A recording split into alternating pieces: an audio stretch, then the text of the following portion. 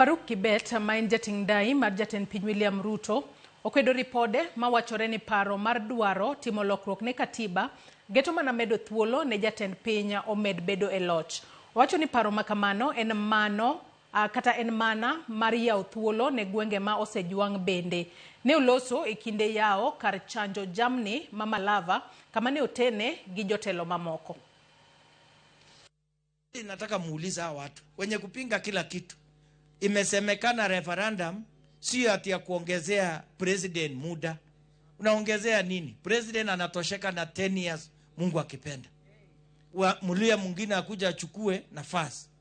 Nyinyi mnasema area ambaye iendelea kama Malava iendelee kujenga area ambaye imeendelea. Hiyo ni haki kweli? Nyinyi mko na korofa barabara ya korofa hapa? Ile watu wanatudanganya na tunajua wazo ya Mudavadi ilikuwa wazo mzuri. Kwamba tuangalie maeneo ambaye imesalia nyuma, siangaliwe. Hao wanabadilisha, wanasema Ruto anataka utawala. Kila mtu anaishi kwa mipaka ya Malava.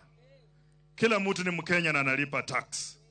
Mimi nawahakikishia ya kwamba kama kiongozi nimechakuliwa, uhasama wa siasa upaki nyuma, tuendelee tukichenga constituency yetu. Sawa. Malava itachengwa na sisi wenyewe, lakini tukae pamoja tukisema kwamba mirengo ya siasa irudi nyuma, tuende mbele.